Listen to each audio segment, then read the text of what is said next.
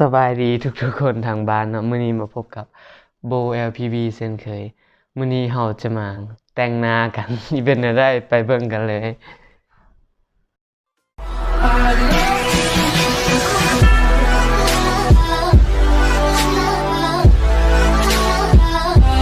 ลอง เอาแบบ สม หา มุติ เบ้า ตายกูตายมื้อนี้ ๆไม่รู้ว่าตีเป็นยังไง สู้ตายเลยถึกใส่ไล่แต่หน้าจะซุ่มเลย ว่าต้องใส่แบบหน้าเด้งดึง อันต่อไป คือว่าแซบๆหน้าเว้ยตัวนี้มันนิ่มมองเพิ่นโอ้เบิ่งสิ สุดอันแรกจ้านี่คือแบบที่เดียดหน้า ตาดีๆงาม แต่งให้เป็นพี่จีนหน้าเข้าผ้าคนบนหน้าจีนเนี่ยหรอ เข้าอ่ะ จีนมาก จกแหวนวีเซสขึ้นมายังไม่เสร็จยังบ่แล้วคุณทดลองในพอลิปสีแดงๆแจ๊ดๆกระดอกกระแดะเลยแล้วเราห้องพื้นมาต่อด้วยแป้งยังโหด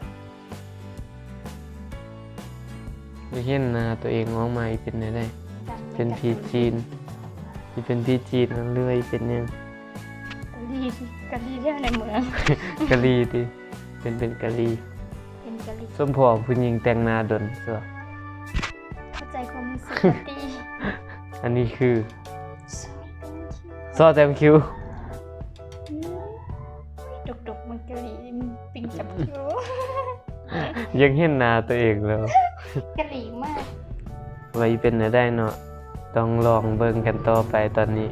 แม่นเสด็จแม่มาติท่านแม่มานี่ต้องฮูบแลนนี่เดี๋ยวอีว่าลูกเป็นกระเทยครับ ฮูบเครื่องแลนนี่เด่นแต้มคิวแล้ว คิ้วคือผู้หญิงนะบอกโอเค เขาว่าคิวหน้าอย่างเดียวซั่น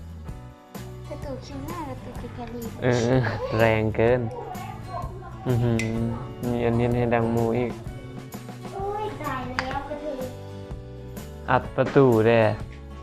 เข้ามาแล้วคือว่าเป็นเสด็จแม่มา เขาเคยใส่ที่ตา ใส่เลยนะใส่ไปเลยนะ มาแล้วเพราะว่าผู้หญิงก็ต้องมาแต่งทำที่ตา บ่ได้แต่งเป็นผู้หญิงแต่งเป็นผู้ชาย ก็ใส่ก็เม่นตีดาราคนอย่างแต่งว้าวมันตามันก็ได้อยู่ มันก็ได้อยู่ได้ สิแต่งให้เป็นกระเทยน้อย ป้าเบิ่งซี่ศพเบิ่งใส่ซี่เบิ่งแดงๆเลยเนี่ย เสร็จออกคนโอ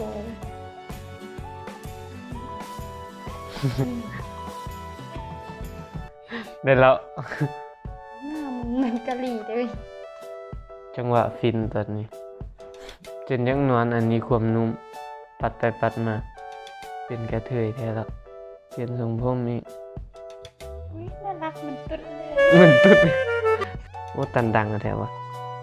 ได้แล้ว ทรงนี้ไหม อุ้ยตาย เป็นตุ๊ดแน่นอนทรงนี้ทรงตุ๊ดเลย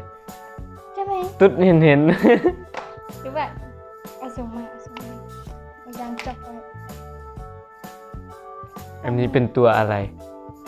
จะเอายางจับ จะเป็นตายานตัวเองเอาพุ่มลง แล้วก็มาจบที่ทรงเดิมเพิ่มเติมคือหัวหยองมันประกอบทรงนี้ เอาทรงนี้เบิ่งทรงเปยดิ ทรงเอง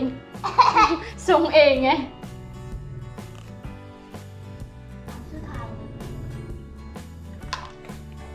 เป็นอะไร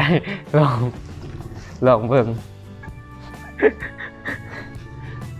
นี่มันตัวอะไรเนี่ย น่าจะกะลีไล่